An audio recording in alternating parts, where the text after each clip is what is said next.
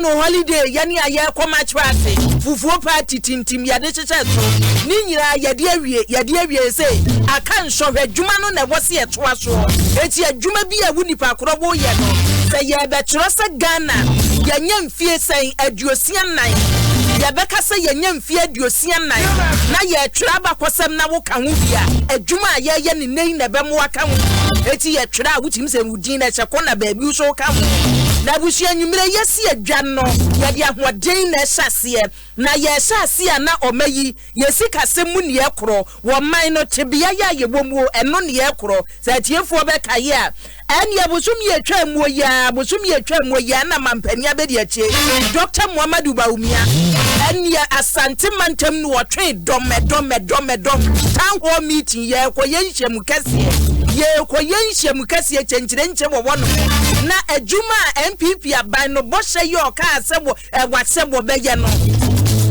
empempenso abode adu babi abode adu nyina wabunkonta magana fo mampani abedi akire ko gina simpie so kwa me nkuruma suapo mu no asamba ko ya abode tuudwa ne ye woka ye promises ye omuma ye no was 388 aha sadua wotwe bohye ye abonde ose MPP amanyoko no wohye ye wo manifesto mu ene wode betuudwa sane ye ka se ye bege ni ye na me bonkompo hwe ye chi a adwuma no a ye ka se ye bege no yentumi nya ye fra no emu ohanche mu aduoson enwotwe 78% de wayo adwuma no waye ene obubo so bia busua tene na ye bo no ene woka free senior school we've delivered woka do baby atim se wabre so no woka wo burugun mu adwuma ne ne waye wode tutu na woka wie ye no nsem woka ye nyina ene ne wo man no baby inflation penifo be fa ye sa bra na NDC free so 2016 baby a wode o man ni gina ye ya ne watumi di o man no ba single digit ye gina ene chese niema wode agugu akwam senior school ne de ne mpanimfo amoso kra na chese wa anko na nsem a woka ye nyina na busua mesi owie no wode twato se NDC fo beba so mbeba be yi ano sane atie bia NDC fo beba na woba baby obeba be yi anu bia no ye misa won mo facts and figures na wahi mo de mano be kase Bawumia boa na se mo wo facts and figures bia mo de ba se ne woka ye no wo se ye du enye du eye num enu nie abusia enne NDC amanyoko no emrahye badwani a woda wano nipa woke ko south mo mrahye badwani na na waduru fia no wanya kukuduro se ya wonmonyamfo wicket kweku egan ana chese baba ne bo ahio wano no wotumi sine bo se NDC amanyoko metu frank ani bi nipa na etuo ntimi so meko ene ye wokọ ya eno anye yie nyina woda so gina mu NDC amanyoko no da so sumbo waye deputy minister waye soafo abedi achiache so mayisi kasem so wahweda ena bi abusua wunim papa se wunimu a sankanyam na hyebedwam no wonka ye frefre na ye be free economist weni ene na kasa wo ye bia enti wose Dr. Muhammadu Bawumia obi ye nyina no a wo be yina no no ne questions ye odi aba no 300 and over Dr. Muhammadu Bawumia sen wode ma former vice president awanya ne ba bi ko na nuru we na wonimonyamfo kwaku wicket gas nim so wode kwaku ntie se wukwada fo ndi wo kaso wo kwa no 300 and over se Dr. Muhammadu Bawumia saying ami wa no ati ho no wo ka bigum sa abusia de me ni tumu a wo beti na reason in the saying was Dr. Muhammadu Bawumia asem okoka ye town hall meeting no yo ka asewo a wo beba fa facts and figures bra no wode aba eti nei won so questions a wode aba no questions wode aba no wode ma vice president say free sabriye kono questions mako a wakeka bomu ene ni bebrebe 230 questions and was what they emma yem vice president say wonya no e free sabri ye kosi December bosomi no wonya no na eye ba force teja wono wodi bi ma former vice president a wonya no a wodi ko ne ba bi sa amanfo atwinfo sam wo mfi no Dr. Muhammadu Bawumia so e bi amanfo betwinfo na nya sa na sa wo ba so wo be yi ano a abushe 230 questions ena won munyam for reketega no de aba eti nei ya ne ni si adwa na ne questions no abosi wo bisa no wono ankasa wonkyire mu de ahi asembɛn ena mampani abedi achi ko kan wo town hall meeting wono mu a enti wo se ninsam ni bi okeka ye ne nsisi so eti wo eho asem bisa ye wo se mampani abedi achi yi an obisua ena yasam weda pon ya ye besi ne koso ankasa ye besi ne koso wono ankasa ne questions odi aba no ebi wo ho no mu a eye questions and I say statement they say your question ye wo statement e wo eti questions and odi aba se wonyia no and I say statement and odi ato hotra say wakana sem wo de na nya no kurenti me so me de aba and I was wo de eho anu yi ebere ben de bababusua yasem ni ya de mo sedama DBS rufinshi ali adwumako ba ko ade ne bwadom ye boda so na obi awura ho no obi awura ufie wo oba na ye kire se asomasi wo benten ne dan na sia se ne ya de won chansen kala na kire abusua nipa ndu wa wose ani bie nipa ne dan ni na ne nipa ne dan ni wo ye guy ebisa wo he chansen kro de abodan no so a wutim se abusua enchansen ne yese bo ajo kala upe jo kala upe wo wasi dan ya bie kane nanki enim chansi nyina yesa silver na ekwa enim mfie miensa na yesa ne yare besia buso ena de kala na de be ma no yese 20 years achi 20 years achi sa wo de kone ni 20 years na emfonsuo bi aba ho afa ba ju sika DBS roofing sheet nko na atumi ya yese eti abusua wo papa ye wudu mu was Spencer show do ne papa ye na di anim hwe papa ye restaurant no wo be hu se DBS wa bursa kase ne ya twere gu honom DBS industry and branches no so de watching the whole Ghana eti ba bia wonam bia enchanse no wo twa ye de abegu ho ama wo ye de ma wo ebo no so da frem and alomo bitters alomo at 20 years alomo bitters kasapre kwada wuroma wodi alomo bitters ebe dwaso ene abuhie amanfo abogi tum ye ka bitters ye duro ene ye di poho kakra so mu eti sabu no monsa na se ya alomo bitters na wo no ho a kai sabu ye ho aduro na poho kakra na ewo mu wonti wonni mfie du nwotwe ankonom wodi mfie du nwotwe de na wo no mu a wutim se manom bitters nsa ye yensa papa enyensa be matro ana agbebe heba center abusia agbebe heba center wodi ekohonom na kore so tuom last stop na me wo ofro car so tuom car no twia na kodu so tuom last stop na wusia wo hu abrosanya efe wo hono ya twere ni mu agbebe heba center wuram asa broche hospital na wugina eso na wugina Ghana etudi yade ni du ho mo se yade ne sama kofie na nei wo de mona soap na mona cream na bedwa so eti abusia nante mu obi nka ncho so already time mu obi nka ncho so already ani nyefe ba mona soap dware na de mona cream so asasa ene ye kama ye fra wo so no wo ye awuraba wo so no wo ye bema so skin no na nyama nko na nyagu skin mema so ka eti de mona soap dware na mona cream no de asra na wo sene no Franco Trading Enterprise adawroma ene TV na boye ni ye program ani ehwe TV ka ho ye program ani ani hwesora tim se TV no boye nim ye hwe Franco Trading Enterprise adawroma wode abesi wo se boyi na buhia ne ka ho de ani eda ho kama etukọ Franco Trading Enterprise mobile phones no de wo ho free tete ene wode TV na be ka ho kwa ane obisa se Franco TV no waje wade anyone need www.francotradingenterprise what the better so the amount near what a yes or no. I wish I young koya somewhere ya dear chop no so medical catch us and the town hall meeting and the dap no so it's in Navra was some more bagan and I'd tune to me in it. I wish I knew one say I was say a shop or mine sick as some or mine and touching it.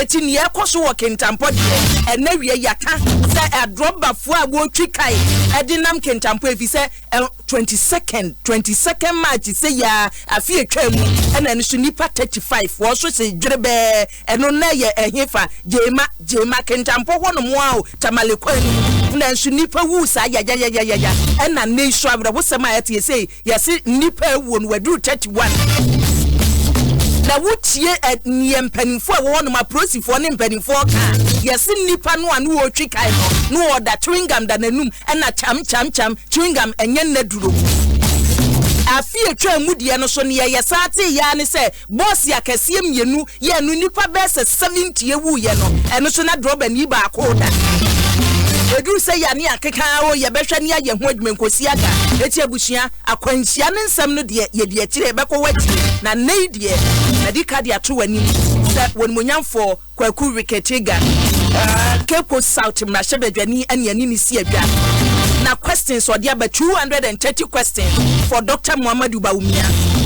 One Casasemwa Walkano, Yaneno Ekum. I wish me dean at your Akua Boakyewaa Yiadom. What a friend ABY, ABY, no my Joso, a Breswa, your baby Mumatum Naso, the Wadrin Chaba, and I'm a producer so Ebomichidom. List of work for your Bednagua Santia, Duquam Kulenu, Felis and Nima Pau, etc. and Frank Milovan. Oba Fefe, and ye Mario Bronina dia Tum Live, Facebook, ya chese, ya de kwa GM Radio, ewo London, Jumadi, the Muden Den Demoho. Honorable Akwaba.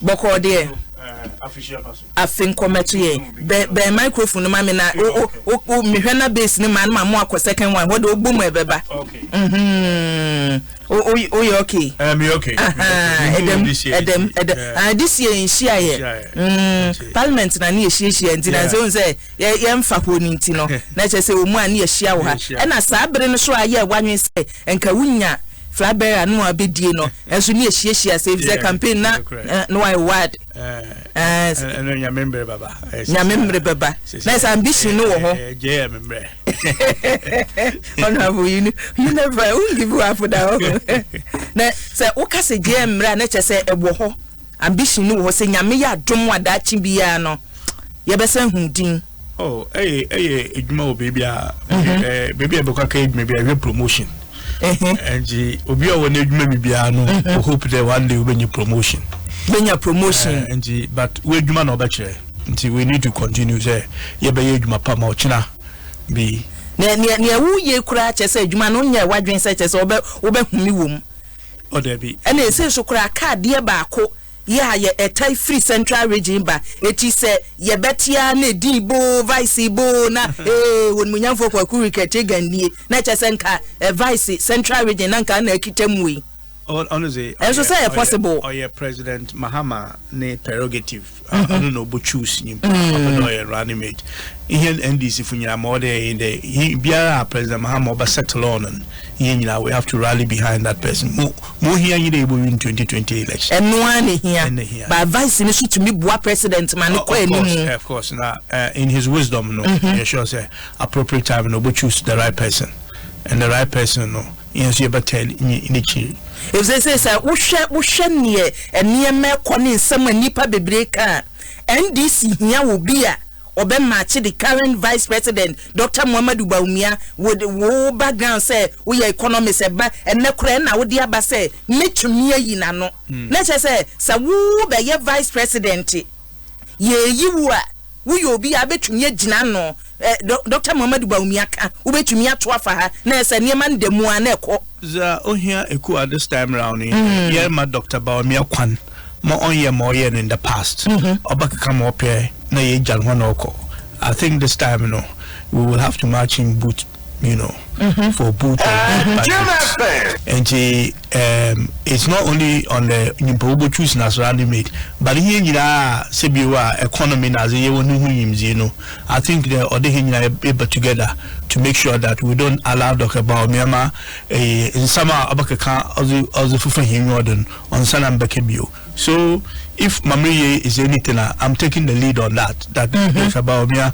you continue economist or Ghana, and she Yaman Kwan Obebisa, former president, vice president, Ankapako Misata, questions in his wisdom, no few at the time, no questions no he do be now. No, he gave the reasons why. I mean, I had a personal conversation with him on my reasons. So these are questions in the crap, no, your questions on his statement. Road isn't as roads projects. No, I'm not. Near that time, Dr. Muhammadu Baumia had so near question also there. No, Muko Munanya questions. No, we have project Akufua Bird Wayeno. No, I list them project. No, and I want many numbers. About almost about 70-80 of the questions. No, and yet it's not a questions or a statement. It's just a list of projects. I've done the same thing, but mazeno mama a project to be our numbers. So not 230 or a pure statement and questions. If it's a would the answer my cum, maybe one more, me kind of me do what I say. When we young for Ricky Tegan, we know a question and I say statement or statement or questions. If you want to know, there's a question to you, but the statement itself, in a way, or your question, in a sense that I make a statement, true or false, because Bibi I come on a town hall meeting. Now, I'm saying a different thing. I'm giving him facts for it. Look, SEA deficit is this. It's not. This is our deficit. SEA debt, this. No, it's not. This is our debt. And that is why I don't know about them. More than maybe some question and maybe some question. What do you say? To the say. But you know this, no, you think Sankamunya will be a ne background no onim bibi fa sikasem ho kakra e ma ne beye vice na ke be buen dis amanyuko no I wouldn't want to share an opinion on this. Or the president, His Excellency John Dramani Mahama, Yaman room no to make that decision. Would I make them decision? If I mean who when I'm say Only for Ricky Tegan, he said Vice President material. Send ye here will be a match Dr. Mohamed Bomiani na one we PA. It's where the nanke whom he akura say. I think yes na Mampenida Dan was setting when Nipa. Nipa is the central region there a type ho. It is central region and Kawunie Atunie na chase a biwo and me kind way yes baby a ushuku kromu and yamana say obi kranka pese wunya mampanino kranka bedi tinache say I say one person obesi so aka na unsa won emfata wana nyamembre nye embre papa emfata banche mankaran for yeah but His Excellency John Dramani Mahama yeman them space in make that decision. You know, or maybe somebody else will be there to make that decision. I mean, this is not the first time. We'll choose Vice President running mate there. So he's capable of doing it. Into young man who make that decision. We are 7-year party in our country. Position and Adom to serve our party and our country. We will do say a party in our 7. It's not like say beer would the way no aba would the way na basan ya beya nipa so be feel present say me so me wo homunyimi o. I'm sure the positions have served in the party. Nkrofo make capabilities. I've served as a deputy minister of finance, as deputy minister of trade. So I'm sure Nkrofo there.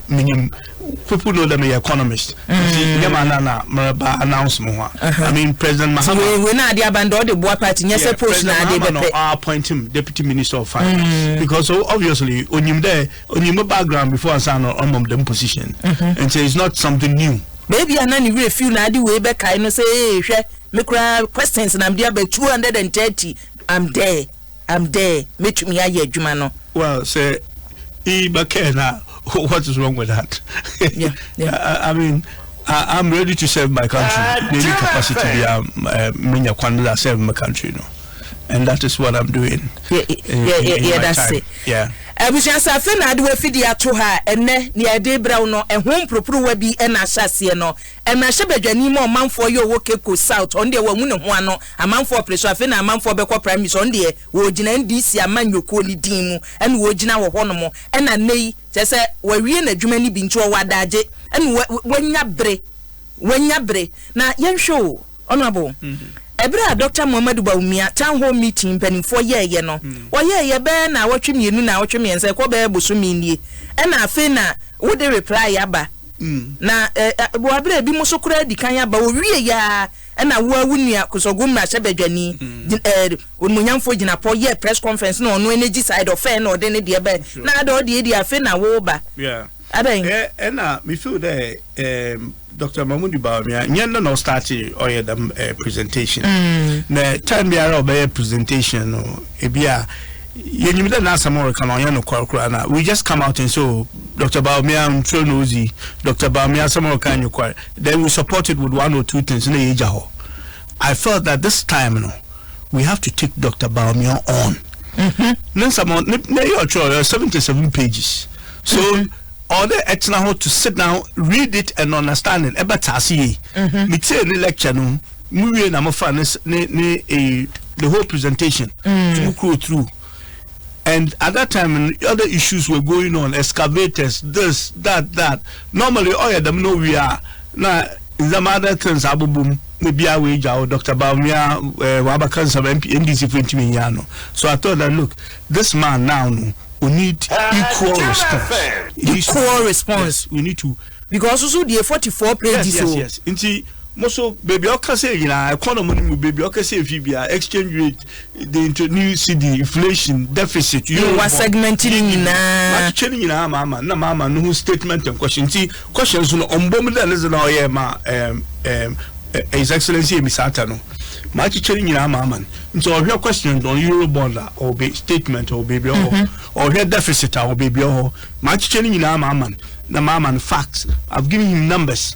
And I have challenged his numbers. Now I'm on alternative numbers. And see, it's showtime. Showtime. There's a same year. Oh, ne speech on my year. I walk massy. Your car said, Moya crowd the same be yina noa. You should come with facts and figures. And no now my crowd. Why a crowd? In your capacity as member of parliament and then economists, I wouldn't name the air coso. Ube to me a year no, not on behalf of the party. No, in my own capacity, of course, in your party, I point me, Dr. Baomiano, but in my capacity and what I have done with party before, no, I have the responsibility to defend my party. President Mahama Banamakamu, it is our candidate against ASA. I have the right to come and set the facts straight. Well, first point we raise here, the promises are Dr. Mamadou Bawumia say or Mumaye in their manifesto say ye beye we no. Wabra wa muno kase dudua ye ka se ye beye 388. Also the ambassador be enye 388 na mo ka ase mo beye. If say 388 no so no ogina ye no ma percentage say obetumi aka say out of that 388 no omo performance no say o ma percentage no ye 78%. Yeah. And you are saying say there be 510.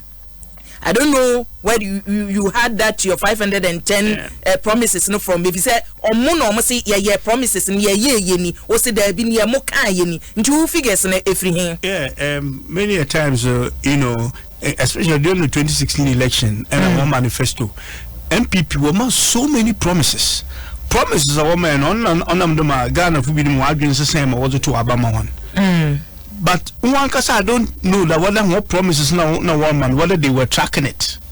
But my phone home manifesto no promises a woman me album 510. Let me started and make check on civil society and other people I want to monitor them, and my number is the same as one example Imani Ghana. They are also coming up with the same figure of 510. It is not a figure of Yami team.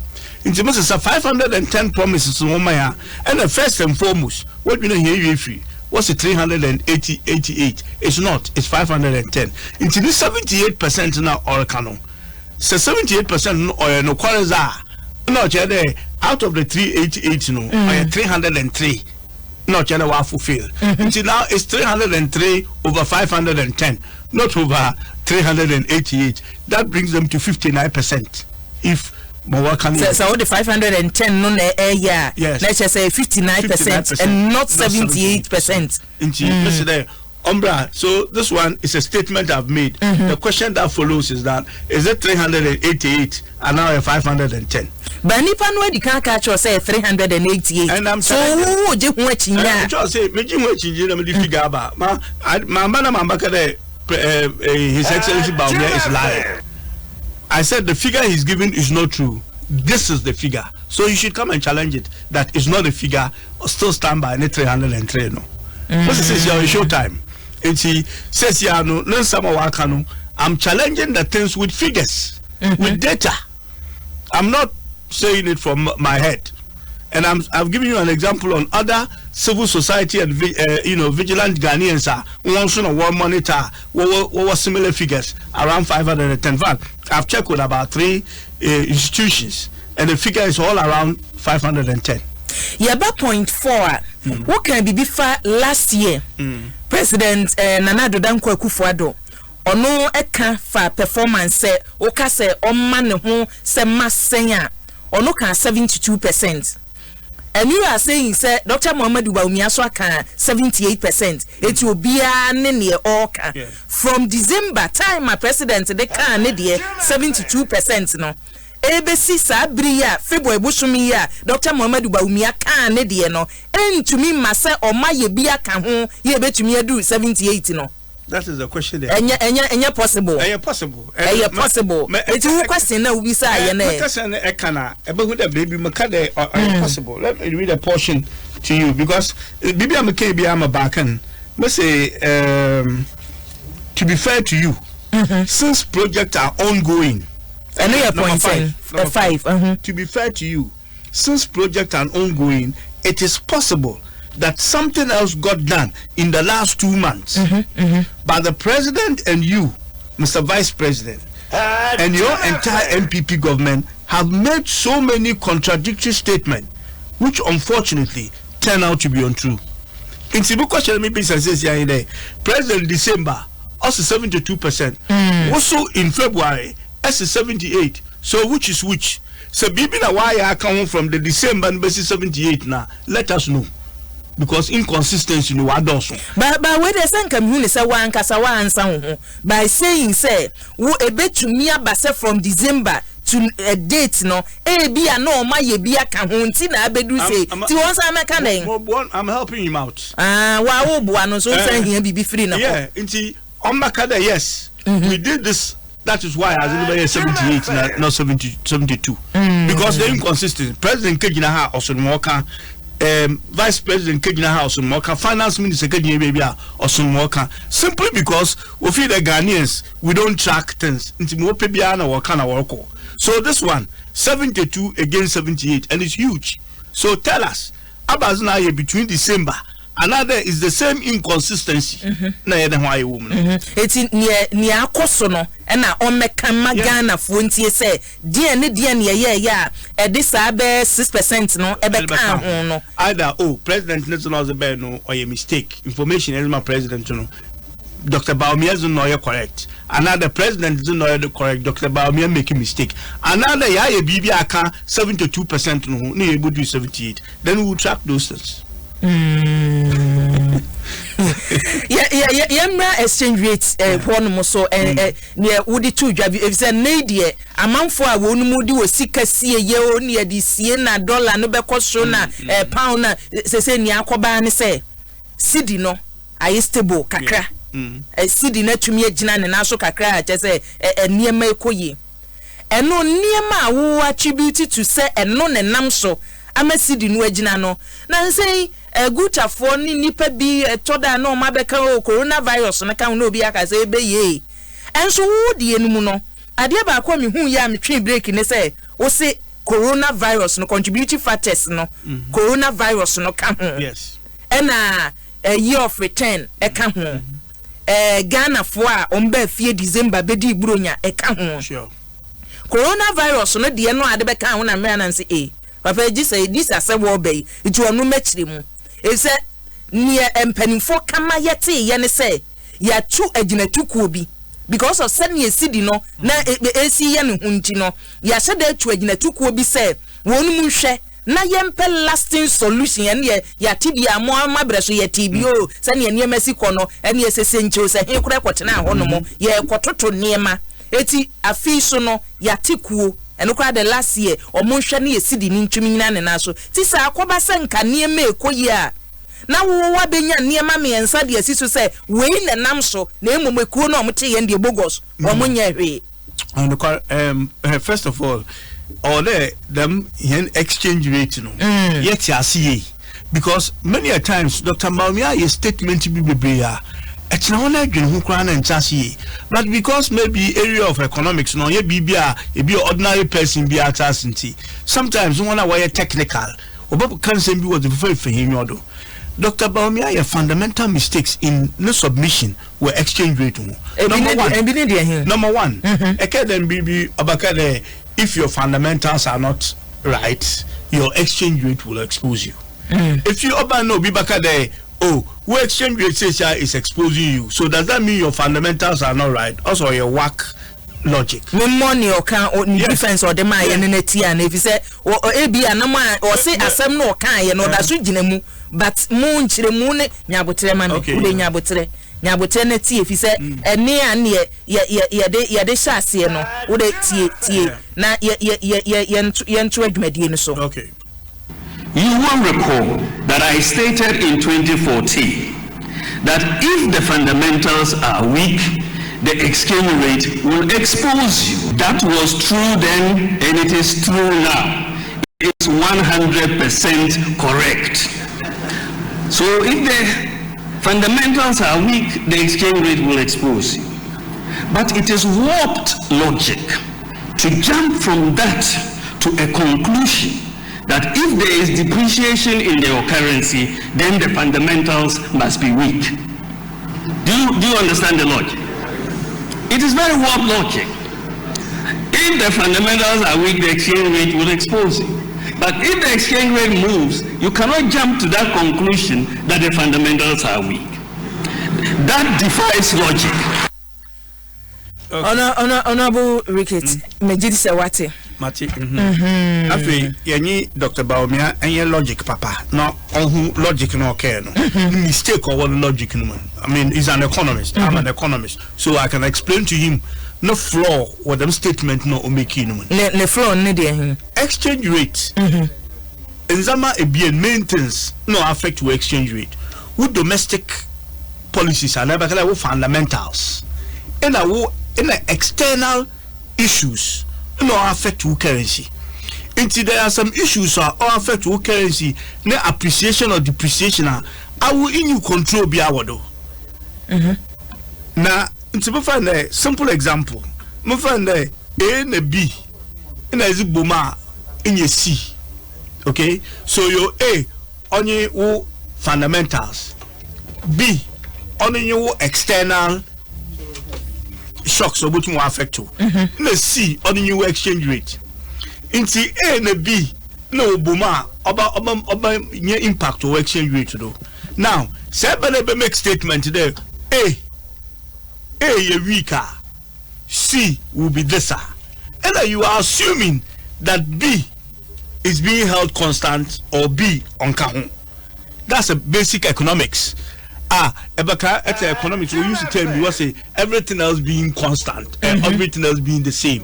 Or they want to tell you that it's not only one factor, no affect us, but they are holding those ones constant. Therefore, affect them at a time. If you make that statement, then it's also true that say all other factors are zero, but only one factor, no affector. Then the reverse, A is equal to B, A plus B is equal to C. If B is equal to 0, A is equal to C. Therefore, C is also equal to A. If you don't make that statement, then make it A, you never get the reverse on your writer. This is logical. It doesn't make sense because when create any condition or assumptions we are on what he said. Now, as I'm telling you, there were two things that are affecting your currency or your fundamentals, no, your external A. Now, currency CCR baby one, and I'm saying the currency we stabilizing has nothing to do with the MPP government. Nothing. Honorable. Okay, let me know our meeting. They have not even met the team. Team no work meeting now. They have to go to a meeting and make a recommendation to Bank of Ghana or to the government. Actually, they have just been inaugurated. They have not done anything. And as I saw, so I'm a recommendation. A recommendation, it takes time. It doesn't affect the currency like that. Look at what happened to ACD. The whole of 2019, ACD depreciated by 13%. The whole of 2019. In 2019, Ghana cedi, the worst performing currency in the world. 2019. Now, at the end of 2019 to 2020, January, February, here cedi no are appreciated by about 6.4%. So cedi says here in January and February has become the best performing currency in the world. And the Ojitum. Yes, So look at what has happened. In the short space of time, a currency or the worst currency in the world, in another short space of time, has become the best currency in the world. And the reason is simple. Reason is that when it was the worst currency, hen fundamentals or weak. External problem you knew at the time. FX committee say here currency or you good and you will form a FX committee. FX committee now forming towards the end of the year. One no great one. 1 year BBR and all of a sudden on your BBR now walk on a yemen one way. So it's a question ya inaugurate. Maybe or mama recommendations be ya inaugurating the letters or Majumano or Mutumisha Siano. On the mama on a mama question. Committee no abazina why since first of all I'll be met. Secondly, we meet here about recommendation. I wasn't my they have nothing to do with it. Now, what has something to do with the city on a day? Getting to the end of the year now, city are depreciating. What is it called? Year of return, which is a good thing. A year of return is a good thing. But into every time who carries you all fall and I be the year of return. This is an annual thing. Okay, and generally, Ghana for what be fear at the end of the year. So every time we are getting to Christmas now, then more inflows of dollars and pounds over system into easy pressure on the dollar. When the pressure on the dollar is now, I'm a cedi no hoyazen. Anytime the dollar weakens, the cedi strengthens. Anytime the cedi weakens, the dollar strengthens. That is the relationship. So by year of return, and I admit to that, a lot of Ghanaian people came into the country. Was it dollars and pounds, but mostly dollars. They have to change the Sikana and Sand with that system. So when they do that, the demand on the dollar goes down because there's enough dollars in the system. Therefore, the cedi generally appreciate. And see, that's one reason why cedi started to appreciate. Number two, coronavirus. On them coronavirus also wa China nti nipa do wa kwa China kezigwa na azo kwa Tanzania mabano they were not going the monko from wa they demand dollars into cities no no e be okwa 1000 or botona they sell in cities and then when they are going back to China to buy they go with dollars and no your researcher why na wo de kasa na if you say good afwe mema sheda ne o ma twetwe nkoma bi so mo adwadifo no ba bi o mo kofo mo ne ebipo kan say China de nipa ekọ hokura sha dodo na Dubai. Let me tell you what let me tell you what the coronavirus has done just today in the United Kingdom. In the UK in the stock market will fall by 497 points, or translate to about 8% of the economy. Will fall. Will cost the UK stock exchange 125 billion pounds in there just today because of coronavirus. Coronavirus will affect fuel prices, or crude oil prices, says here in the world, is going down as a result of coronavirus. No NDC for model letter, CNT fuel, world market. So all these external factors in American ones are not Dr. Baumia on factor in whenever he's talking about exchange rate. It's what is creating this kind of, sad to say, advantage for the city. Coronavirus because coronavirus will not be there forever. It's say no will be a horso and I be a city. It is a nyakoba ne say coronavirus no yesi enya no aduro enyema nyina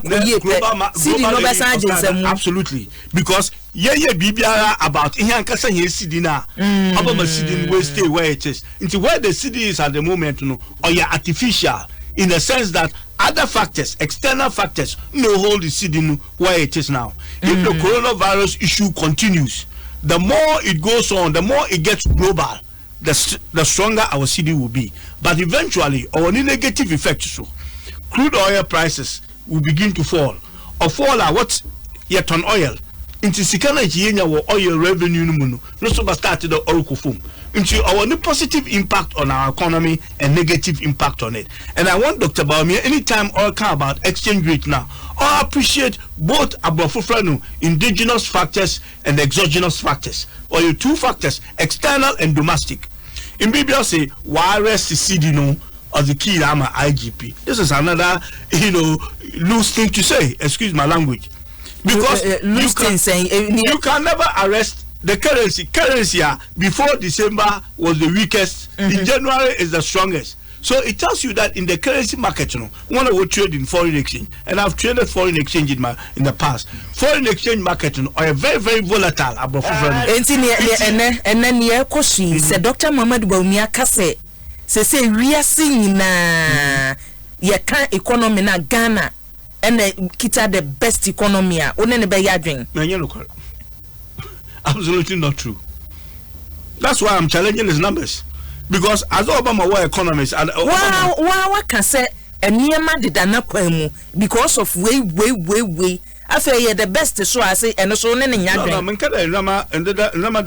because the ya wo can what me am say coronavirus can ho the coronavirus na economy.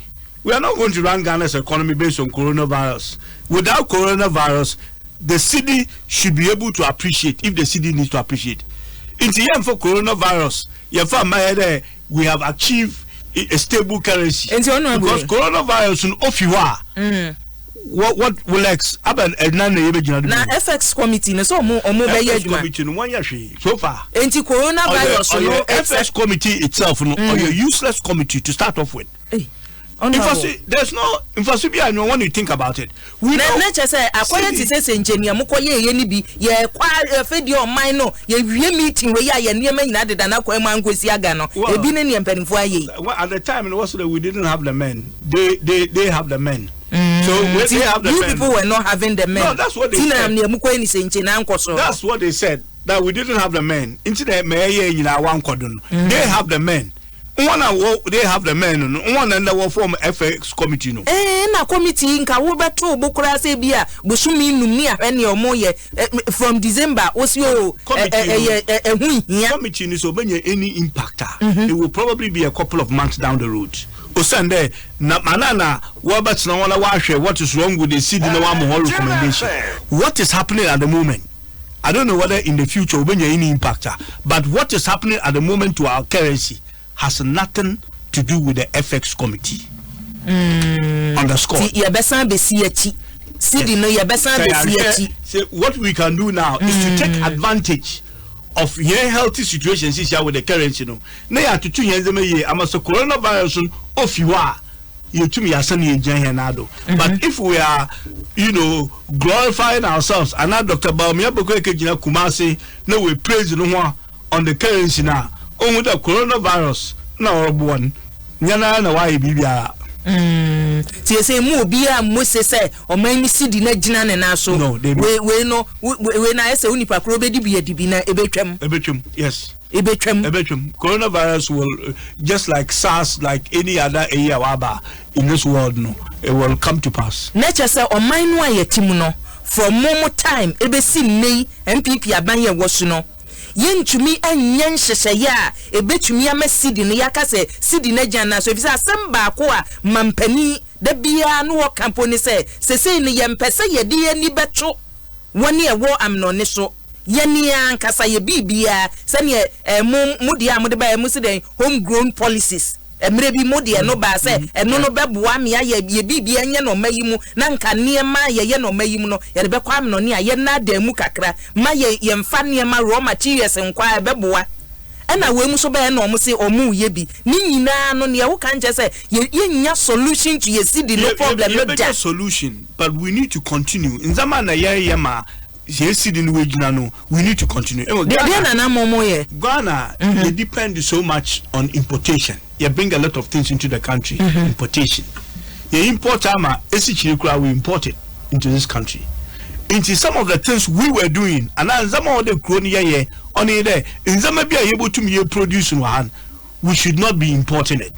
Into say you import the Mazamana, not just yes, it did not be stronger because the demand on the dollar and oil too much. For that reason, now things like Commander Sugar Factory was done. Commander Sugar Factory was supposed to stop $300 million of sugar. One district, one factory, that's also another issue. One district, one factory. No, where is it? How many? One central regions. They say you can point to one or two things. But the way I work, the way I work on one district, one factory, you will expect that at least you could point to about 10 factories, because how many districts? You have over 200 districts in Ghana. We are coming up to the end of 4 years. How many factories? No, we see. Look, if you check on manufacturing, what budget 2019, 2020 budget now was the man. If you look at manufacturing, manufacturing is falling. As our growth on the industrial sector, also mainly the oil. Actually, in the industrial sector now, manufacturing it's going down. Now, how can you be doing one district, one factory, and you expect the manufacturing sector? It's rather going down. It's the same with agriculture. I feel near and Penifui, a confidence factory, Abbey. It's a Commander Sugar Factory, Wokano. So, and a situation, Yasha, who say, to me, in commercial quantity, say, I would just show a discable mine foot to mu, near and say, yes, if I dress you one more, and then DC free so, and a concord, and in lady, no, near young one say, be as I see a year, Juma. Eba, as I ebe botun, ye asana ibiakam. Look, when we started the ABC factories, President Mahama in his wisdom, also look. Factories will be a Kwame Nkrumah Ozija Hena and Chobo Henan. Them factories in somewhere along the line, they collapse.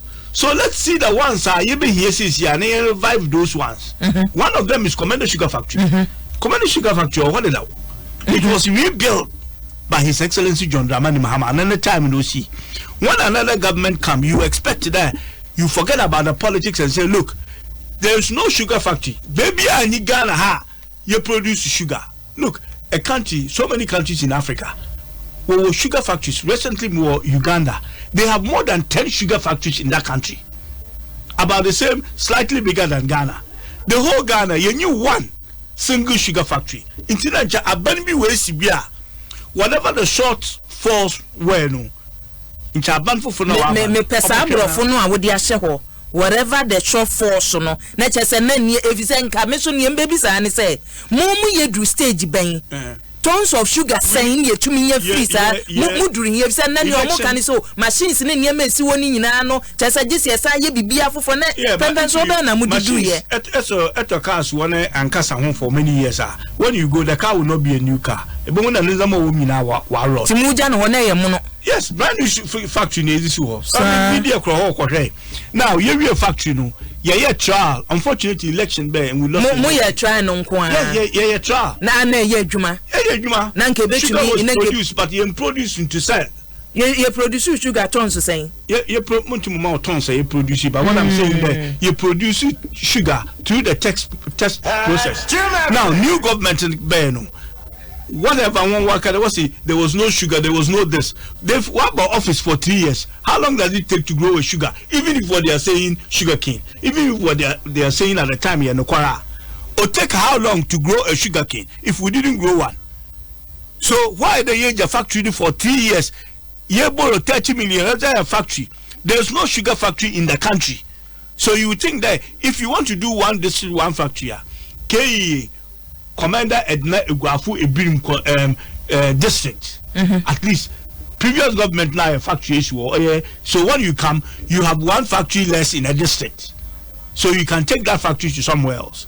What when wage a factory issue? The factory is rotten now, and then they are saying that we didn't do anything. So government eba na embo continue mobiya no. Now also eba start the same thing. We will never make progress. The country is littered with uncompleted project. Abanaye simply because Aban Fofroba they failed to complete. Look at the free what is it called? The e-blocks.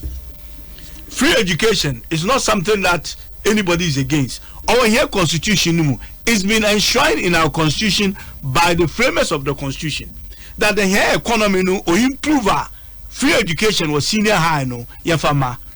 President Mahama started doing this on a pilot in a pilot way.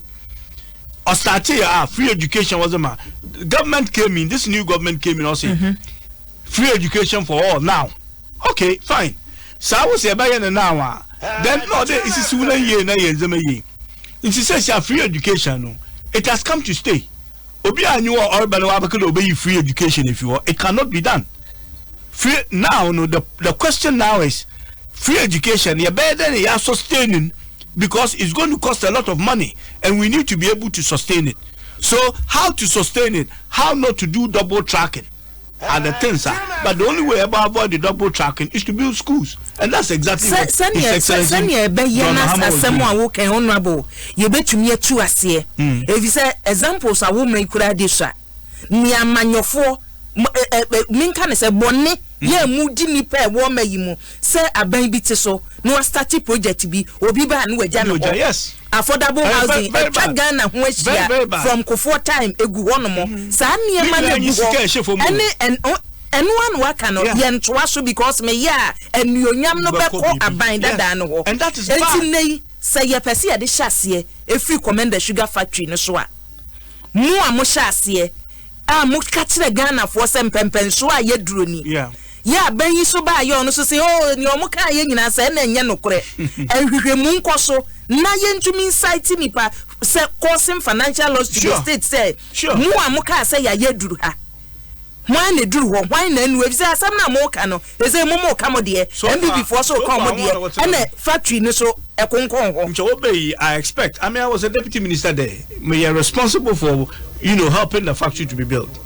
Nchobey what be Kweku Rekishagan as a factory we see ha ondu ho inti meye a financial loss to the state. If it can be proven, look, the law should take its course.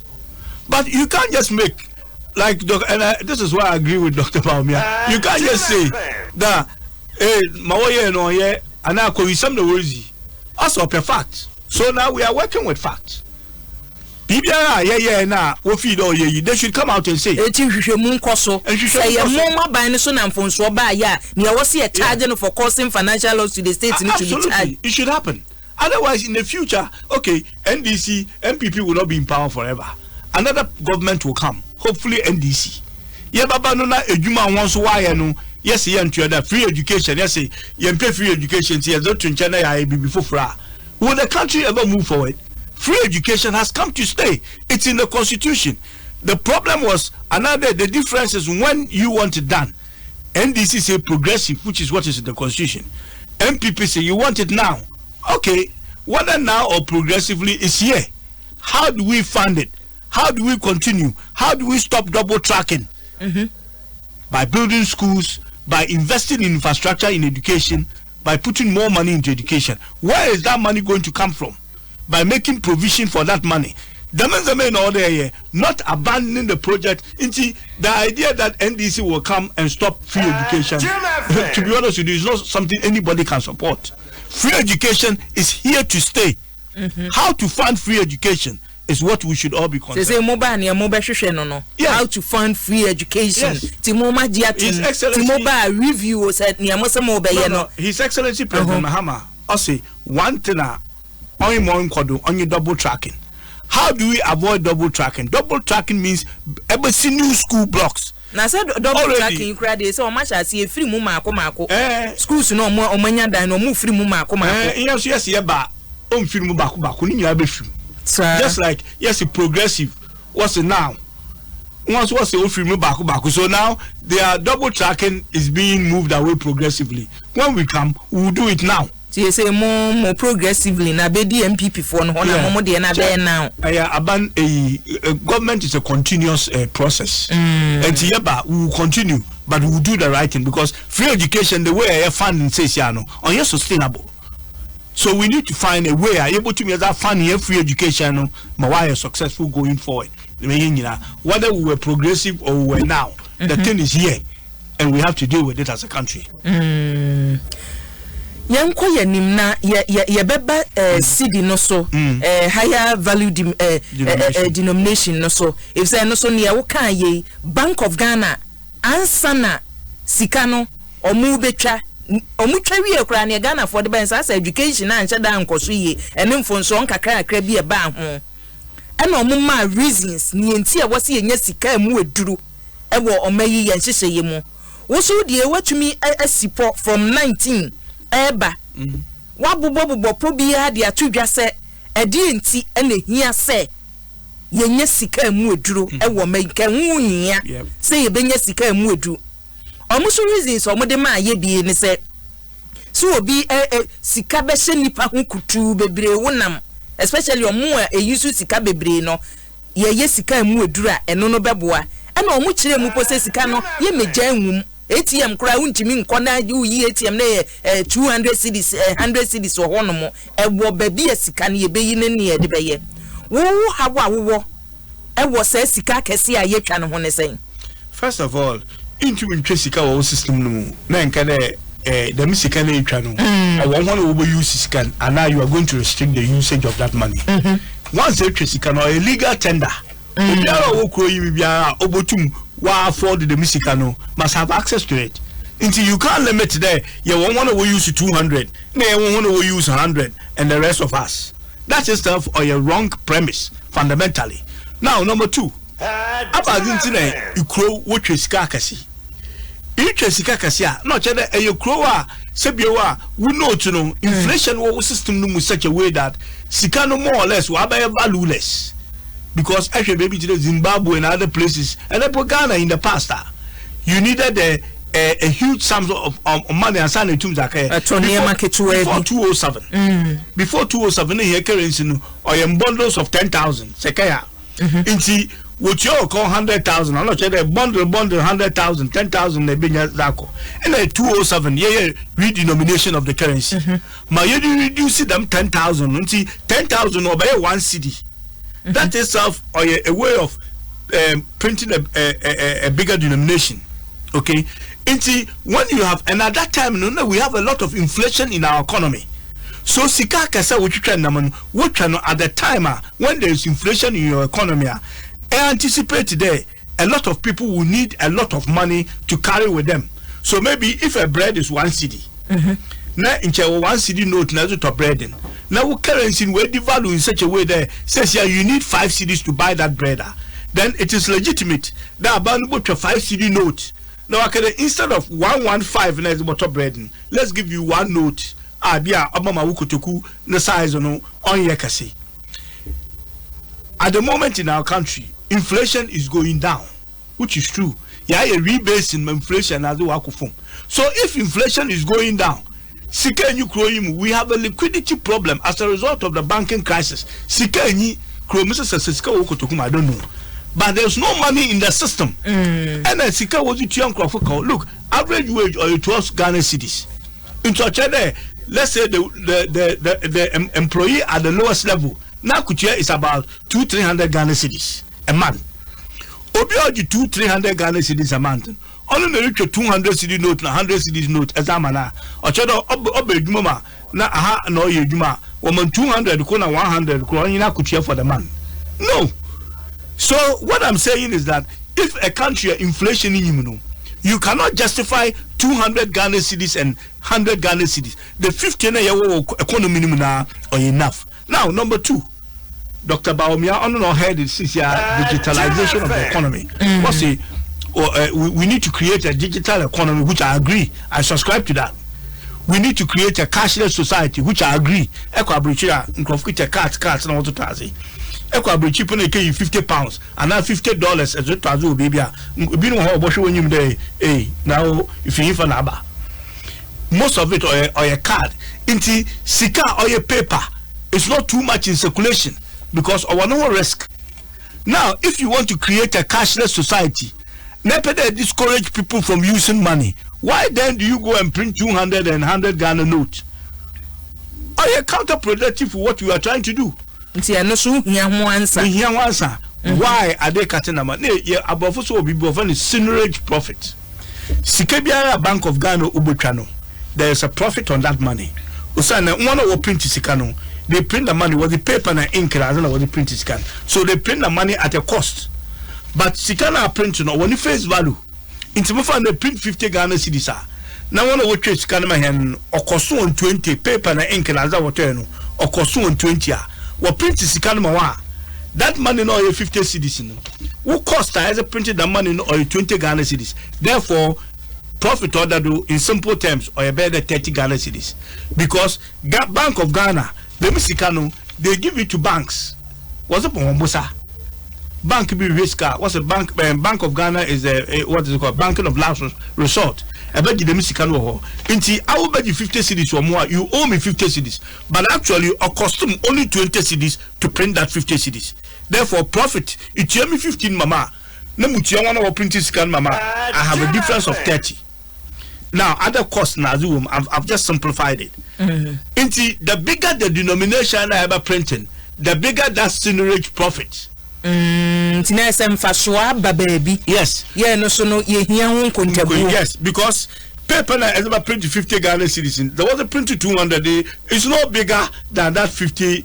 Ink and other way using might only be the same, maybe slight different. Inti, maybe if it takes 20 cedis to print 50 cedis, it will take about 30 cedis to print 200. In such that the value of 200 between 230, no, sikana womnosun. Now, what I want to know is that the seigniorage profit. No, who gets it?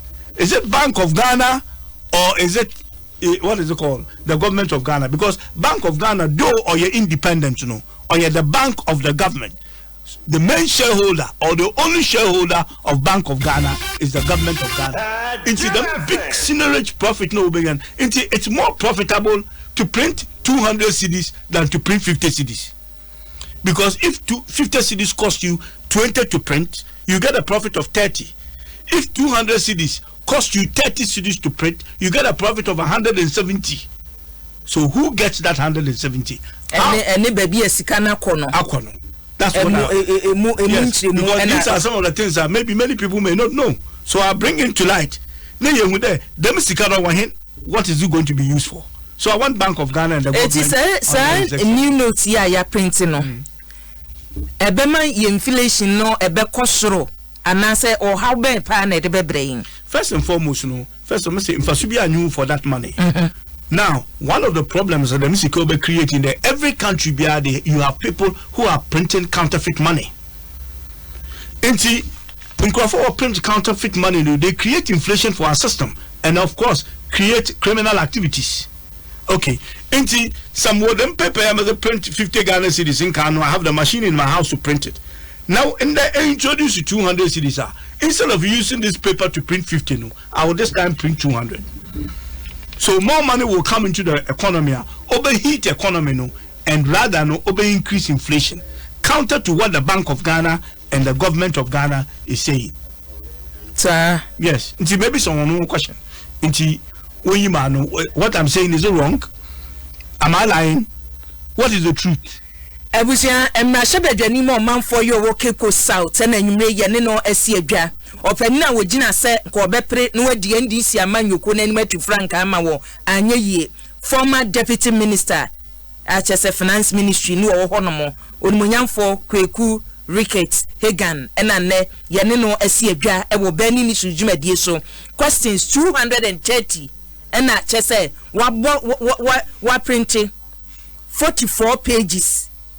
Na wode ma Dr. Muhammadu Baumia wonsa ni nyina nemu ene yeyi bi ne yebisa no die na ofesa wo kire wasem na wo ka no anu die nti na wo bisa sasem ene wono a wo cheche mu ene sika mu no ya twa ye no eho asem e wo hono mo ye ensem ode aba no edoso waka yobona na anu idie ese ye de boye ho aba so se we are singing at say, Yebeka say, you bond the should be mad. A breno, ye debate a 10 a month for when you one bem.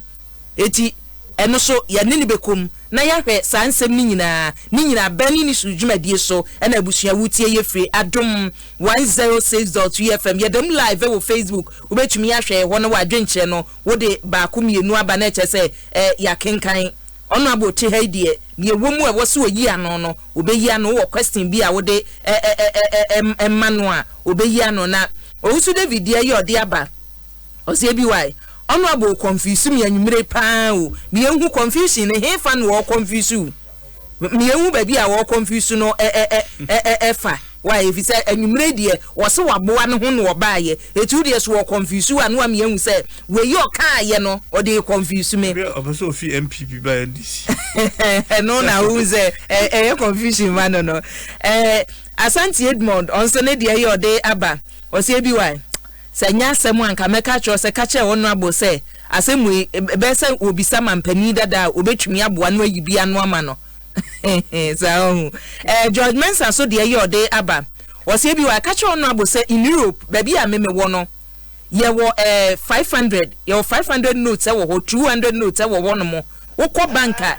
enye easy say won sabeka eti se ne wo sika no say Bank of Ghana for be print awie no muni control was no mene na nyadwen wo ba Europe ba bi a meme wo no a say scan wo be hu bi no wa bre ye wo kwan o mo fa so mo control so what is he saying say ye ntumi control nya twawi a woni control was so it's never true kache honorable mama say e ho no o kan ye no wo confuse me kwabna mo akwa je so edie eni wo say bi why there are bigger news everywhere circulate eti sani honorable kane ensem ne wom no bigger news no circulate den ye beko na say we die no de ba ya o say oba Europe ba bi a wunya bi no obi so say bigger news ne circulate ba bi a ebi wo hono mo a okọ countries bi so a ebi ewo ono ne de ye o de ba no Steven Tufo so de was say bi why catch honorable say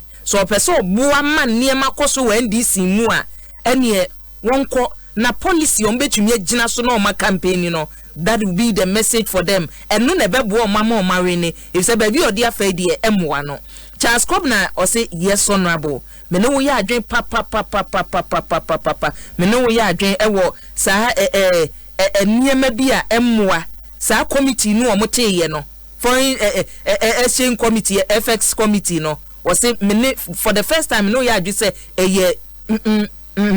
or say just a committee na hu hia na wo de share ho de ono ada achenwa beka na wo mu anse o say hu hia oni ono abo ya dwen Fuziman so de ya wo de aba o say ABY me tie ono abo anwumre ya ka che ono abo say ne metimi aka che ne say NDC beba na mu be 2095 en wo nu beba me tie ne wo kan ma hu say NDC for nya crowd so beba Lydia Tabiso edie was ABY NDC sugar factory no catch on abo say 12 good years you mo de bet na so wo de me de mampani dada wo benfo join Vansa Tamas de ne beka ho na me de abobom aba so man tumi anwie sa sugar factory no a enem fie miensa 3 years or CMPP for one district one factory bo share your share no e was so completing nyina omo one omo ntumi anwie so di asem na honorable ka che menwire ka che nse me ne no nyadwen wo kwan biada so especially on the Commander Sugar Factory and one district one factory senior OC eka ho de ebom no Mohammed Amin Adam so edie eni o si ABY da bio odi obetwa adapa afi na ade excavator ne niema frafra mu se ya na wode ba mi enanwumre ni eni abere wo ho eye honorable asem a wo kan ni anu yi a wo hia se eba nanyi tiasede ye ode aba o se ABY free senior school no kache honorable say 38 advest ena omo yedi tie free senior school no se emma so ena me hu adwiri me say honorable ka say free senior school it has come to stay me hu adwiri me papa advest bebrebe omo ye say enya dwuma da entumi mada no ekosi sen Jackson Benjamin osi sa NDC honorable yipa nyimre wa ma me ho adwiri me ne nti so ama ho adwiri wa mfama wo da fabra na honorable nyimre ni odo baba bia okitam se twe kwaku atabo aben so de ye ode abosi akua me pese me bisa honorable say onim former chairman Central Region Allotaji Corps onim no ana obisanse onim no na so onim no aka che ne say wakase Dr. Muhammadu Bawumia mu obia chama ya kasa mu obia me challenge ne bize ba bia ba umia aduru ne ni mu duru no eti kacha ne sese wonche ya oduru ni kuromu a wonko no wonko je afutuo ni fa loteji kopso efise waka se mu obia men ho kura se wo ba be challenge Dr. Muhammadu Bawumia bize ni mu edu kwaje Jesu die ni wose propaganda 12 years in office mantime nwe sugar factory honorable say sugar factory na MPP for na ya fe ne yemahwehwem na 12 years manwe ade bio na mutumi ye wieye Boniface Jakonso de yode aba wose ABY kacho honorable say sugar factory monka ho asem bio efise se wose omantumi anwe with all the years they had in power no omantumi anya 3 years wose MPP for mfanye den na emomo kachen se hokra de monko ho okwo a wobesa asem no abusua ye beto aso no bo yentie we na yemfa entro aso yeguso e wo bani ni sujumadi emu. Akua has performed not just better but much better than the government of former President John Dramani Mahama.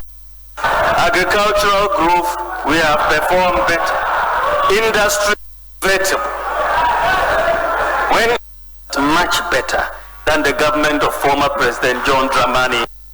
Indeed, the facts and the data show that the government of President Nana Addo Dankwa Akufo-Addo has performed not just better, but much better than the government of former President John Dramani Mahama.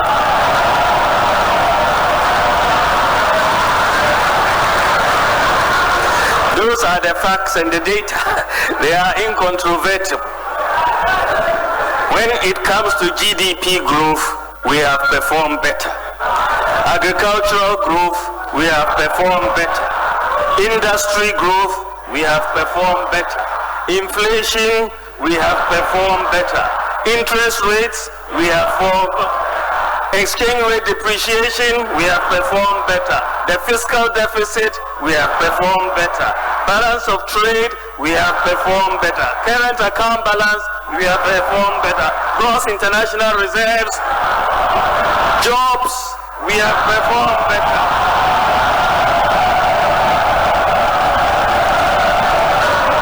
So, this is just halfway through.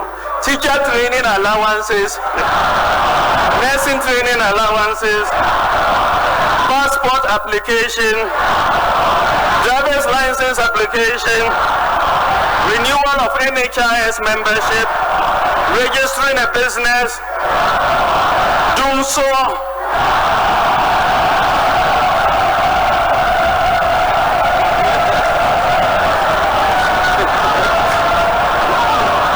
Cost of electricity, the taxes, efficiency of clearing goods from the ports, the cost of clearing goods from the ports, the Right to Information Act, Zongo development, national ID cards, mobile payment interoperability, one district, one factory, one village, one dam, one constituency, one ambulance, the digital address system. Abushan yentwa so a one say vice president the voice no e kosoro sa honorable me gidi say we nyina na besi 78% no we nyina niema wo bobo so ya perform better bo she na e she ye di so 78% and what the buy na wo raise bifa Eurobond 41 year Eurobond ya mpanimfo aya che say uko amansa dwa sokora no a Ghana ye basa Saharan Africa hase ya omanya omatumi age the longest Eurobond ya ba na omomodemo the amount for investors kura ni age ho na wo so wa twero de ne tententente ho so question ne say Akua it's very sad the Ghana and they be praising him who they in Busa Botchen bia I mean abobusa se bia wo ho twero na ekobobusa ze wazizi ne nkagine baby na broadcast the amem bobusa channel bia this is the part here before opposition as a government, was a Sikano Ukrumaha. We don't need to borrow from anywhere. If this time was one kade will borrow from anywhere, but smart borrowing into borrow was a papa. Now you don't go to the Eurobond market again. This is the place. Be sure the MPP abanoya unzamabiwa wansasi. They think they. You don't go to the Eurobond market. Then kade oversubscribe. Or there's confidence in your economy. Oversubscribe could mean confidence in your economy. It could also mean something completely different. Simon. Yes. Remember example. And the example, no, just about a few days ago, no example, no, it goes to confirm what I was saying. Mamu boy baby, are you born in one? I'm coming some true. Abusia yegusu obani ni sujuma die su DBS you fin shi teta yechi alomo at 20 sabre no watch mponche woto alomo bites na hwesa chet no mu a aponche oda ho wawi okwa no akwaje wade okọ ya wo se meto alomo no ne eda hu ne t-shirt de be ma mobile phone ye de be ma flash screen ye de be ma e ya aponche de ne na ba bi awu ama agbebe herbal center mona soap na mona cream ene wode ta yechi Franco Trading Enterprise ene niema abodibo yechi dom edoso ena Black Rock and whiskey abusia whiskey papa ye no ye hia nse wo de wanya wo blogu mam kanisa blogu no wahu ice na wo de aguso boko nyimrese na gu minimu na wo dan kakran Black Rock and whiskey eye wo ne ye de aye na kama na wajodi onabo ye nto aso na them Eurobond, the last one EKG, or 3 billion, no be or 41 years. I say in 58, I say the MPP government under President Nana Akua Boakyewaa described this as a show of confidence in Ghanaian economy by the investors. This is not necessarily true, and it is certainly not the case in Ghana. Oversubscription could also be that the price you are offering is too good to be true. Price na nipa new uni edena or den ho ebedon because actually Ikrobi is over Lebanon. Lebanon kaji 3 billion Eurobond, the same as Ghana. In fact, I am there. Here's an kaji model on Lebanon because much Lebanon what terms in the BBI are almost the same as. And no be near the year, you know. ENSC oversubscription. Yes, was oversubscribed by 15 billion. Lebanon, Ukrobia, in a sense that your confidence be a them chronomo. Not debt in Cotin or 148% debt to GDP. Chede, what Babusa Chilibia we are seeing. In Zama all Kodua Lebanon, or ye Ikroa and Krofu confidence room. It's working a Eurobond 3 billion. You oversubscribe here 17 billion. Here's in the 15 billion. One Nipa was subscribing more than 17 billion. So what would be the reason Nipa no say or ni GDA wo mo and so no Makawa as I say Mr. What is it called? Lebanon was no and they issued 3 billion Eurobond in 3 tranches, long dated, and attracted an order book that exceeded 17 billion, 2 billion more than that of Ghana. Would you say that oversubscription of Lebanon's Eurobond is due to investor confidence in Lebanon's economy? I would say not a chance, not at all. I am quite sure what you will say, but I'm not quite sure what you say, but it's because Lebanon is offering a good returns for their bond. Investors are prepared to overlook the risk. Lebanon one bond no on them sika world charity investors no sesia no maybe to the coronavirus na zama kodo we are seeing sesia no a lot of markets are vacant, and if you are offering something maybe a baby aware for using fin oya no problems be an shada new ukronum in terms of a year people will overlook whatever your risk are and give you the price. In the menu case in the day Lebanon they have defaulted. The country cannot pay its debt. This is a country a year ago where you oversubscription. Everybody knew that country no on your country be a there are problems in Lebanon. In the Lebanon, one bond and one BBI and we default on it. So my here over subscription. The country is so attractive. That is why I don't want to talk the country down. But over subscription now, you be able to hear when you be you find a document party na the it is not a show. Then if it's in any mudi to no. And I'm saying 2016 not the way it's being done. Over subscription is good. At least in Kwafu I prepared to buy your bond. But don't take over subscription to be confidence in your economy alone. There may be other factors. In Jessica, too good to be true, people will buy it irrespective of what your economy looks like. So it's purely based on price. Now, Yako Eurobond, yesterday Eurobond 2007.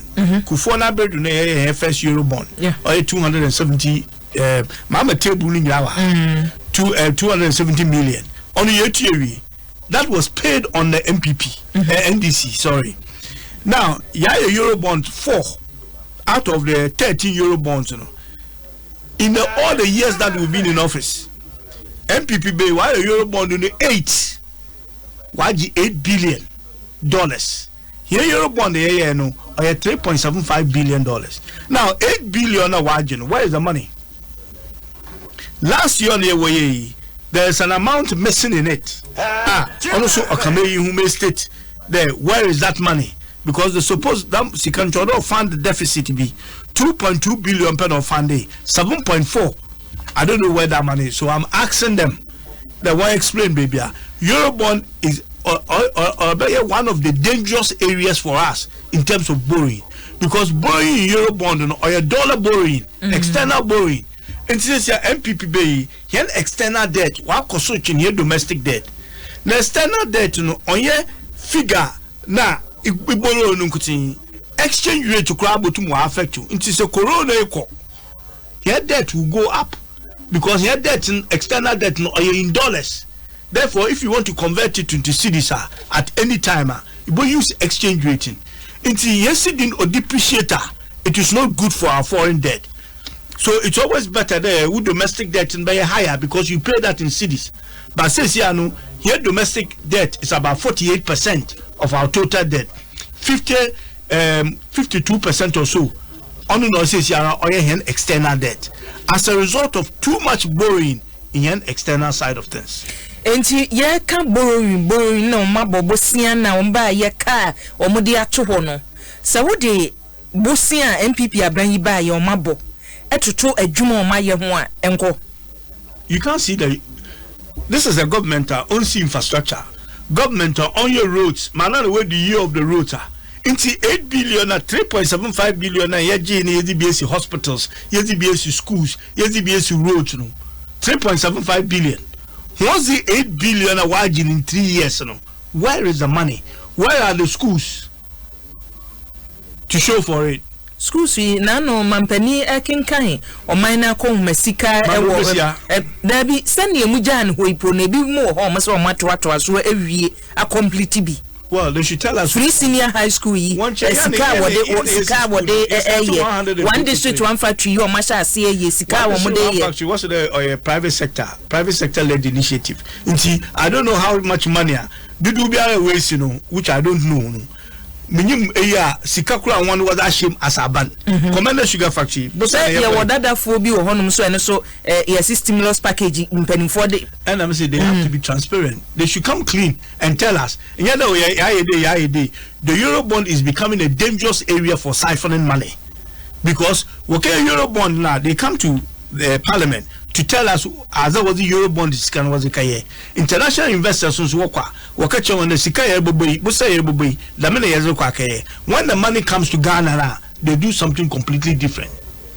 It's questions when you know 230 what they ma vice 1 year no Sika Eurobond is Sikanya baby one country. It is now why a crowd say wouldn't know the debate be na say one choro no one family one na say send 1 year no any form be a convenient man.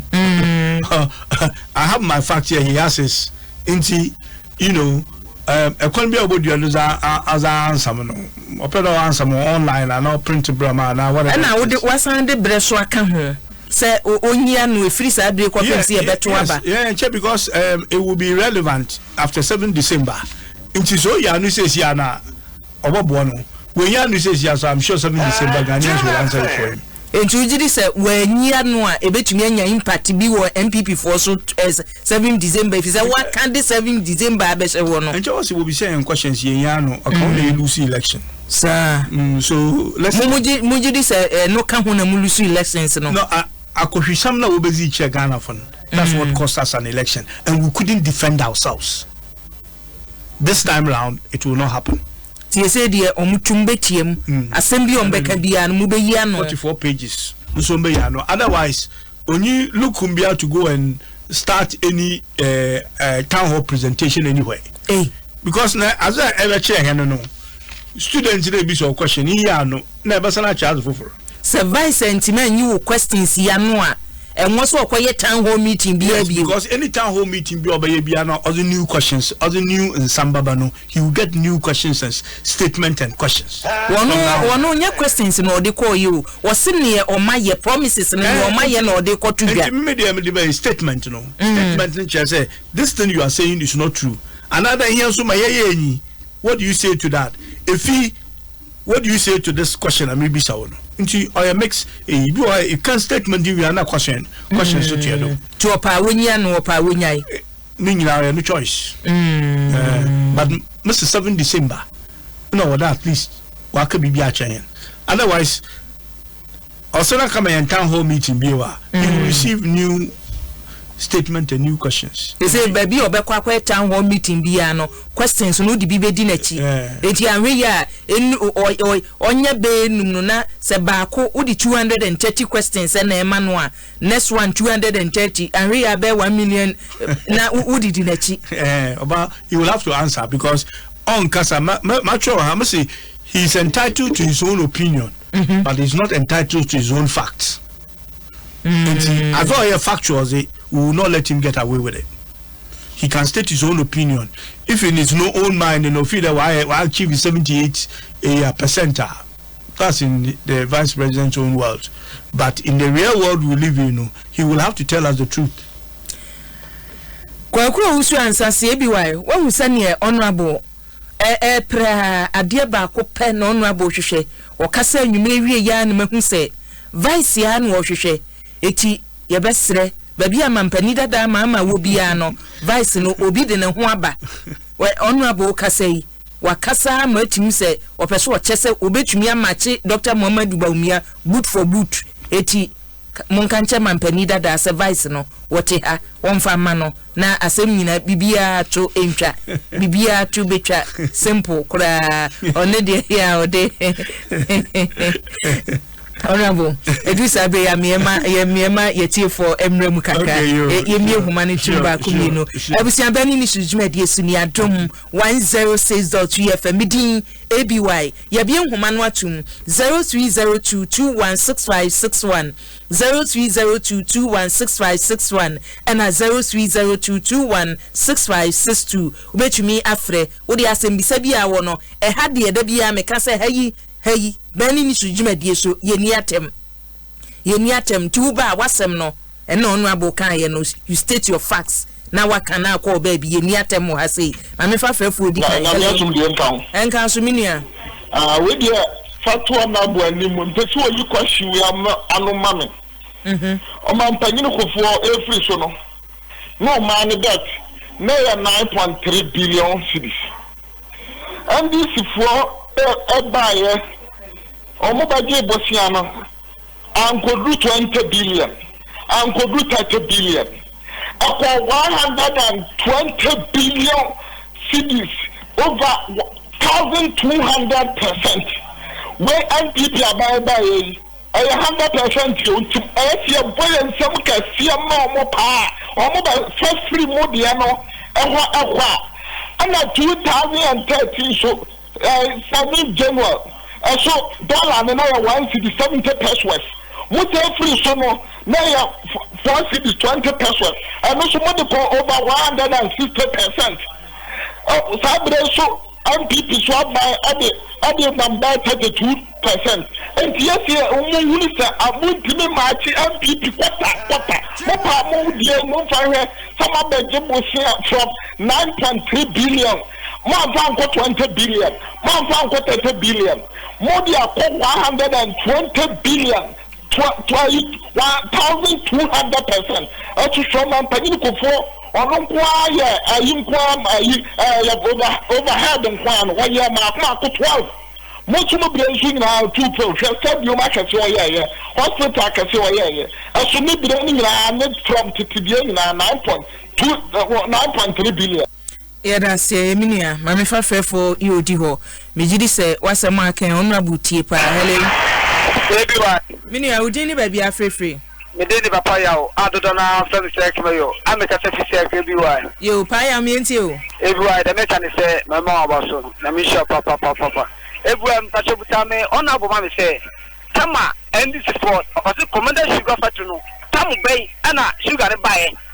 Yeah, organ Hanu, NBN, Anna, and confirm so you too quiet, and confirm up to now, my, and no more coca. But me, Yapa, there. This papa because president because I Debbie and Canessa, my men fat food you. Hello.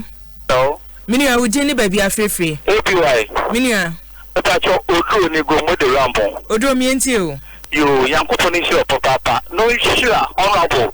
Rotate Hagan. Education or that way, young company papa. Yes, I can tell no yatim degree. Opening, sir, are you honorable rated second? What casa? My man would say yes, I took your by quadrupan or whatever power. What's the planting for food and job? Mammy, would they? You know, I'm the planting for food and job. What's the one? What bar? Into that brought it, echo baby, I took on the density. Mammy, in the beam, what on 45? What on 45 city? The big water 40 city. Mammy, yes, it can. $1 that be a could say coronavirus and answer your bar, honorable, only term, Mamma say, yeah, coronavirus in $1 or 6 city. Mammy, yes, yeah, vice president, the cake there. How about taxes said that the whole way years ago, benchmark and Yada. Now, so, MP bank of a benchmark with the bar. What the baby was that will you do 50%. What we can't live 30%. You're better than 20% not the one. Then what they you corona what they buy. Yet the Ghana, huh? We can't pay with the head almost 110 billion Ghana city. Obeying Mahama 47. You will come to now about or look at your man, the Mahama no good yet. You will be able to there. I also moved to the Mahabo, railway a warrior. India loan, no what the Mister was the Mama, being that Mahama. Mr. Bosana will be in. You should be reaching the top of $94 million. Yeah, that's Minia. Hello. Hello, everyone. Eja, would any baby are free? Everyone, Nanamu, the Cassandra boy. You, Nanamu, come in to you. Everyone, and you know about why you must from Padia, man. Everyone, and this is free. Then you could be a penny crack our marrying. I'm paying for corner or the dollar near. 1 CD 20 pesos in down on the coin. Mumbo see what I'm going to rise over 300% and I'm down on the coin. Inflation, I'm ever 2 years so maybe a break grew at this 3.0%. 8 years I could never move diesel. Share what you question IMF, let me credibility, grandpa. Some could sample of German Bush and the IMF. I'm going to oblige I'm unemployment a beautiful our man. Oh, Joker or man's canon, my Naka Dumpe canon, and another bayer. I think the face, 3 year high, a bank when you go to and what you Dumpe canon, with 3 years the IMF, I'm not the Naku Abama unemployment a swati. 1 is 1 for Omoye, 30 for food and job or Omoye, or do body back here, 45 is or whatever. Body Opa, which you got back at that. Look at that, got to never do. Yeah, that's Minia. Hello. Hello. Mr. Minia, I'm more feeding and call from natural. Hello, everyone. For you. Efo, my feeding and call from natural. Oh, wait, sorry. Everyone. That's it. And you may, Mammy Chow Nabo. Anyway, I said na me pese we do tena se na me bisa si papa say. Is it because say Baumia ebisa questions? Emma former vice president, may you so rest in peace. And unto no so afo so apese o ye bi. Na che so obi am say say vice na obi senators no. Anyway, na me bisa di say ye transfer Ghana ha. Ena musimu ya sugar factory. Na over millions of dollars na mudi yes sugar factory. Factory plant ni anya duma 3 days. Na bi sani say sugar na dano omu commission na wo machine ni. En fa no ko fa sugar si ye. Na raw material en fa no munya no. Say sari ni ko NDC fu ye. Anka say Ghana fu to about NDC 100 years. Because so mo ba tu mo be sugar factory. Na mo da Ghana fu nyina akoto sugar. Ari abebu machine ni da Ghana fu say my sugar. Infancy wona when ne de ya wode aba eni o say ebiwai ka che onu abo say omma yen analysis pa say free senior high sa kwala be ko school no be kokwa no e cost sen enti o gidi se sika no o say MPP for de aye adwuma no a won hu ba bi sika na fa no sen na free senior high school no sa besia no e be komu on kire yemu e ma yehu na epoku ba o say ebiwai bisa honorable say edi nti na sa adwin we nyina da ne tirimu no oma breso oma ntumi manage economy ni yi a IMF na wokoduriye ma MPP abayi baaye na che say watumi ede oman no afri IMF ekuo no enhyeseye ase bisa honorable mame pa na ontumi enchemu na bonti Benjamin achemabu akwa na wadi fro say bi why me so ka che honorable we ga mame say facts and figures de enitro vice na sembi obeka bia no wode ne facts and ni figures eba eti ene ni zigzag analysis aboye no a chance ontumi emfa disprove bibia honorable mejidi sensem ani pani bia kan ne ne ewomo yenya na yemfansi anwumrei say ya jubri ni binchemu nde udi bi aba to asomayen yo ozi kameda se bebe na meda hona o my obisa questions as any answer. First of all, the last question, my answer last question. Since you are to be able to provide facts and figures. And me paper amazama way will be obisa question or peda or kafabia or tumko online or kapin TV no can. Obumu facts and figures. The Bibia and here marka facts and a figure on yichi. Bibia woni table. Njebohia tables bibi wazima oche bibiam. Nipa oka about your debt. Your debt year 2016 or require no 120 billion. The ma bani bay what's wager says here we do 214, which is about 215 billion.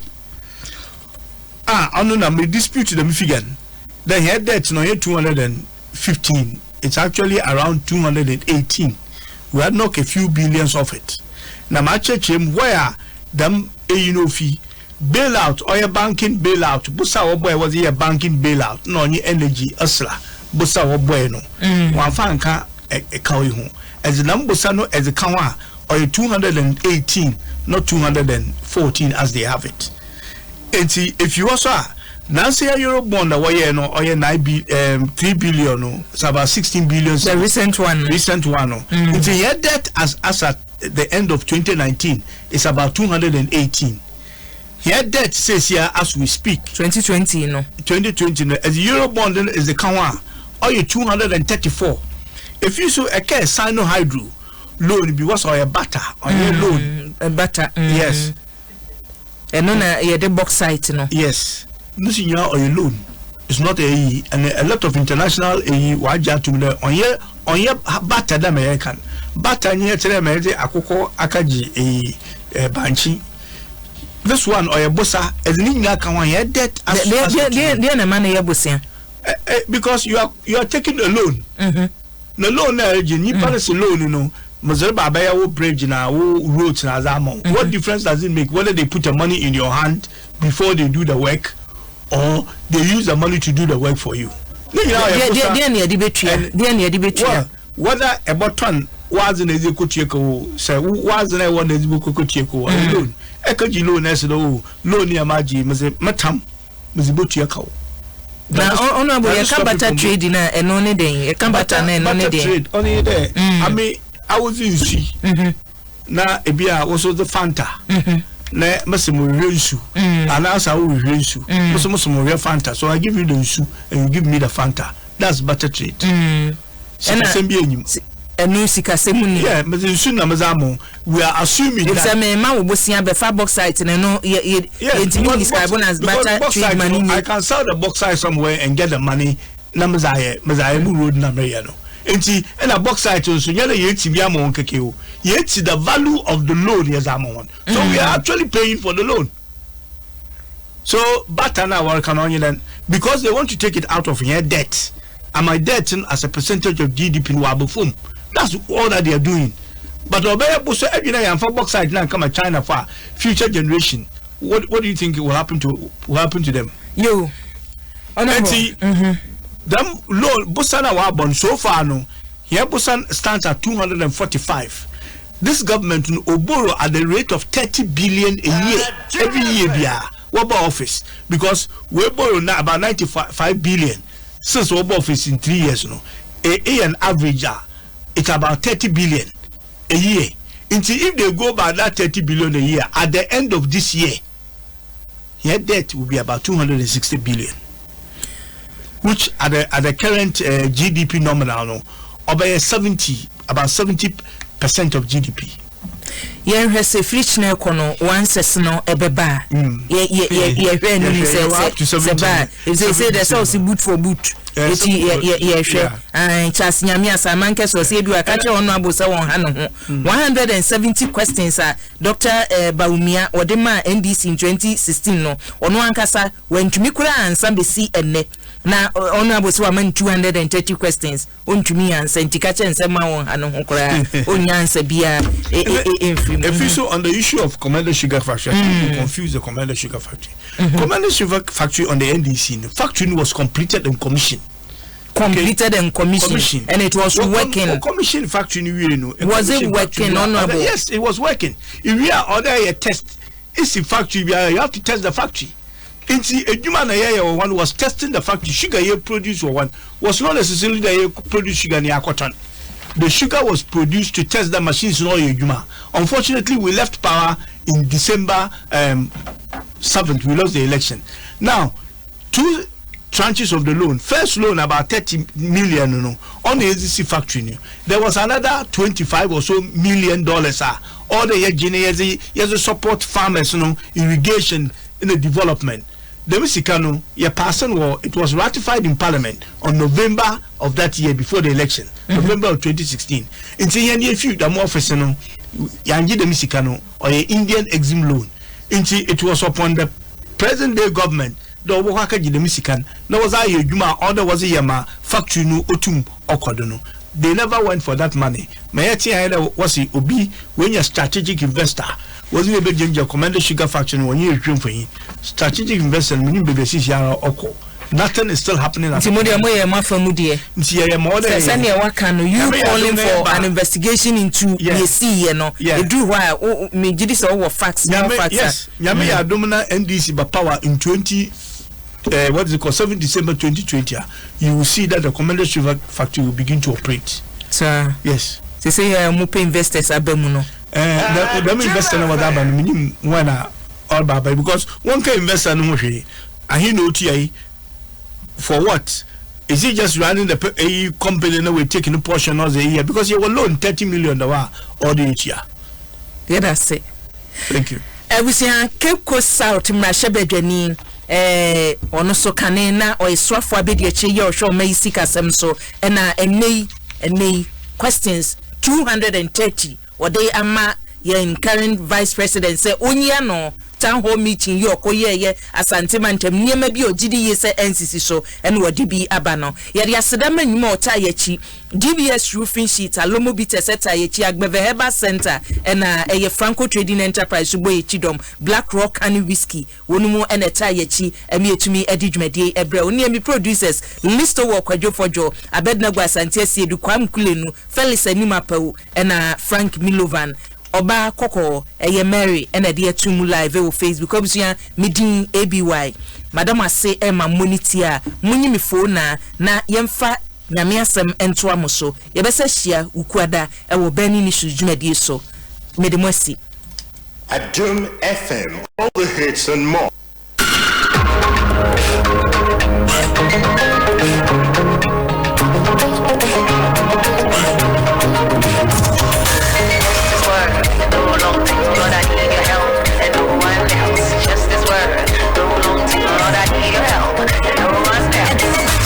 Atrema, Casato and Fashima, Eradica so na mania in my soul. Just one word is all I need.